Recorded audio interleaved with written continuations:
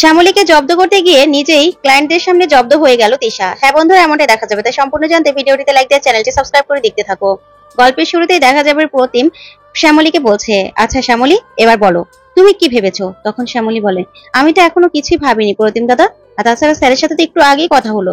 তবে জানো তো, এখন না একটা জিনিস ভাবছি আমি। তখন প্রতিম বলতে থাকি, কি? তখন শ্যামলী বলে, আসলে এই পর্যন্ত আমি যতটা বিয়ে বাড়িতে গেছি সে সব জায়গায় আমি দেখেছি যে হয় গোলাপি ফুল দিয়ে সাজানো হয়, না হলে সাদা ফুল দিয়ে বিয়ে বাড়ি সাজানো হয়। আচ্ছা, একটু হলুদ হলুদ, একটু লাল ফুল, এগুলো হলে কেমন হয় বলো তো? তখনই রোহিণী বলতে থাকে, আচ্ছা শ্যামলী, তোমার মনে হয় যে ভালো লাগবে যদি ক্লায়েন্টের পছন্দ না হয়? তখন শ্যামলী প্রিয়াকে বলতে থাকে, প্রিয়া দিদি, তুমি না কি যেন ওই যে আর্ট করো, আর্ট পেপার আর ওগুলো নিয়ে আসো তো। তখন প্রিয়া বলছে, আচ্ছা ঠিক আছে, আমি নিয়ে আসছি, দাঁড়াও।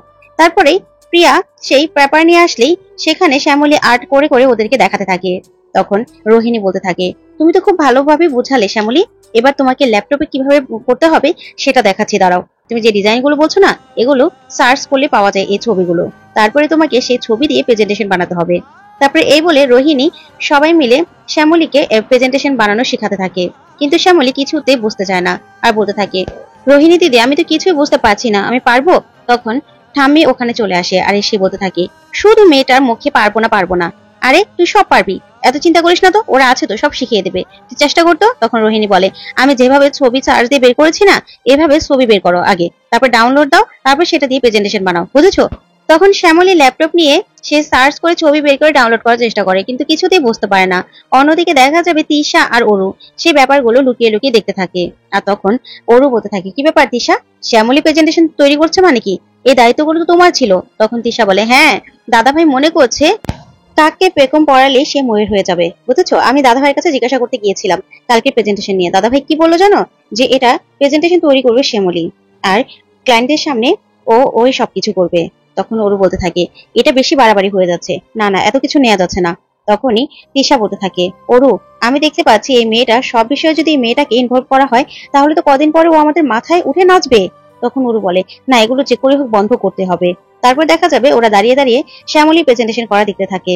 ওইদিকে রোহিণী শ্যামলীকে বলতে থাকে, শোনো শ্যামলী, আজকের মতো না হয় আমি প্রজেক্টটা তৈরি করে দিচ্ছি, কিন্তু প্রেজেন্টেশন কিন্তু তোমাকেই করতে হবে, ঠিক আছে? তুমি মনে করো আজকে আমরা তোমার ক্লায়েন্ট, আমাদের সামনে প্রেজেন্টেশন করো। তারপরে শ্যামলীকে সামনে দাঁড় করিয়ে দিলেই শ্যামলী প্রথমে ভুলভাল বলতে থাকে। তখন প্রতিম বলতে থাকে, এই শ্যামলী, তুমি শুরুতে তো বিয়ের মণ্ডপ নিয়ে কথা বলবে, তুমি তো খাবার নিয়ে শুরু করলে। তখন শ্যামলী বলে, এই রে, আমি ভুলেই গিয়েছিলাম, দূর, আমার দ্বারা না এসব কিছু হবে না, আমি কি করবো কে জানে, স্যারের সম্মান রাখতে পারবো তো? তখন এই কথা শুনে অবাক হয়ে যায় সবাই। আর ওইদিকে তৃষা বলতে থাকে, দূর, একে দিয়ে কিচ্ছু হবে না, দাদা ভাইয়ের মান সম্মান কালকে সব যাবে, তুমি দেখো। তখন ওরু বলতে থাকে, তাহলে কি করবে? তখন তৃষা বলে, দাঁড়াও, আমার কাছে একটা বুদ্ধি আছে। এই বলেই তৃষা ওরুকে কিছু কথা বুঝিয়ে দেয়। তখন ওরু বলে, একদম ঠিক বলেছো, কালকে একদম বুঝতে পারবে যে এই শ্যামলীকে দিয়ে কিচ্ছু হবে না। এই বলে ওরা ওখান থেকে চলে যায়। এদিকে শ্যামলীকে নিয়ে সারা রাত এই প্রেজেন্টেশন শিখাতে থাকে রোহিণী, ঠাম্মি সহ সবাই। সবাই ক্লান্ত হয়ে যায়। তখন শ্যামলী ভাবতে থাকে, কি করব আমি, স্যারের সম্মান থাকবে তো? অন্যদিকে দেখা যাবে অহনা গাড়ি থেকে নেমেই অটোওয়ালার সাথে ঝামেলা শুরু করে দেয়। তারপরে ওখান থেকে ঝামেলা শেষ করে নিজের হোস্টেলে গেলেই মেয়েগুলোকে বলতে থাকে, ধুর, আমার আর ভালো লাগছে না, ছেলেগুলোকে না একদম পিষে মারবো, খালি শুধু একবার আমি ঘুরে দাঁড়াই, আমাকে ঘুরে দাঁড়াতে একজন মানুষ লাগবেই, যার কিনা অনেক টাকা আছে। তখনই ওর বান্ধবীরা বলতে থাকে, তোরই তো দোষ, আগে ছেলেটা তো ভালোই ছিল, তোকে ফ্ল্যাটও দিয়েছিল, তোর কি দরকার ছিল যে ওকে রেখে ওর বন্ধুর সাথে চলে যাওয়ার? তখনই সাথে মেয়েটা বলতে থাকে, এই তুই কিছু জানিস না, তুই জানিস না ওর বন্ধু ওর থেকে বেশি টাকাওয়ালা, তো যাবে না? তখন অহনা বলতে থাকে, সাপোজ বুঝ তোর কাছে 5 টাকা নোট তোর চোখের সামনে আর 500 টাকা নোট পড়ে থাকবে, তুই কোনটা ধরবি? তখন ওর বান্ধবী বলতে থাকে, 500 টাকা নোট। তখন অহনা বলে, সেটাই তো করেছি আমি, ভুল কি করেছি? তারপরে ওর বান্ধবী বলতে থাকে, তারপরেও তুই এখন কি করতে চাস? তখন অহনা বলে, এরকম একজনকে খুঁজতে হবে টাকাওয়ালা, যে কিনা আমার ঋণগুলো সব শোধ করে দেবে, অনেক ঋণ হয়ে গেছে, না না, অনেকে আমাকে মেরে ফেলার চেষ্টা করেছে, এবার আমাকে ঘুরে দাঁড়াতেই হবে। তারপরে এই নিয়ে কথা বলতে থাকে অহনার বান্ধবীরা। অন্যদিকে দেখা যাবে সকাল সকাল প্রেজেন্টেশনের জন্য অফিস রুমে চলে আসে সবাই। তখনই তিশাকে দেখেই অনিকেত বলতে থাকে, তিশা, সবকিছু রেডি করে রেখেছো তো, প্রজেক্টর সহ সবকিছু? তখন তিশা বলে, হ্যাঁ দাদা ভাই, আমি তো সবকিছু রেডি করে রেখেছি, আর তাছাড়া প্রেজেন্টেশনের দায়িত্ব তো আর আমার নয়, এটা তো শ্যামলীর। তখন শ্যামলী চলে আসে।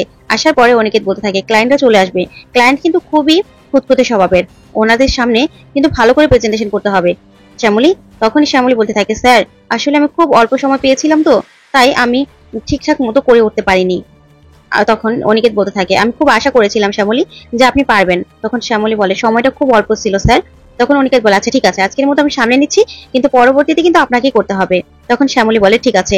ঠিক তখনই ক্লায়েন্টরা চলে আসে আর অনিকেত বলে, শ্যামলী আর তিশা, ওনাদের জন্য শরবতের ব্যবস্থা করো। তখন ক্লায়েন্টরা বলে, না না, আমরা কিছু খাবো না, আগে প্রেজেন্টেশন দেখান, তারপরে আমরা কোথায় কি সাইন করতে হবে করে চলে যাব, আমাদের খুব তাড়া আছে। তারপরে তিশা বলতে থাকে, হ্যাঁ আজকের প্রেজেন্টেশন একদম রেডি, এই যে আমার দাদার বউ, ও আজকে প্রেজেন্টেশন করবে। তখনই এই কথা শুনে অনিকেত পুরো চমকে যায়। তখন তিশা বলতে থাকে, আপনাদের নিশ্চয়ই খুব পছন্দ হবে, দেখবেন, আর ও রান্নার হাতও চমৎকার। তখনই ক্লায়েন্টরা খুশি হয়ে যায়। আর ওইদিকে শ্যামলী মনে মনে বলতে থাকে, আমি জানি তো দিদি, তুমি আমাকে জব্দ করতে এই কথাটা বললে না, তুমি ভেবেছো আমি পারবো না? আমার সাথে যেমন মহেশ্বর আছে, আমি ঠিক পারবো, তুমি দেখে নিও। তারপরে শ্যামলী কনফিডেন্টলি প্রেজেন্টেশন করতে থাকে।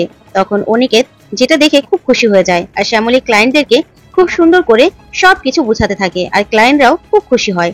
অন্যদিকে দেখা যাবে অহনা ফেসবুকে নতুন আর অনেক বড়লোক একটা ছেলের খোঁজ পায়। তারপরে দেখা করার ডেটও ফিক্সড করে ফেলে। তখন ওর বন্ধুরা বলতে থাকে, কিরে পেলি কাউকে? তখন অহনা বলে, হ্যাঁ পেয়ে গেছে একজনকে, আগে মিট করি, দেখি কেমন। তখনই ওর ফ্রেন্ড বলতে থাকে, এটা কে?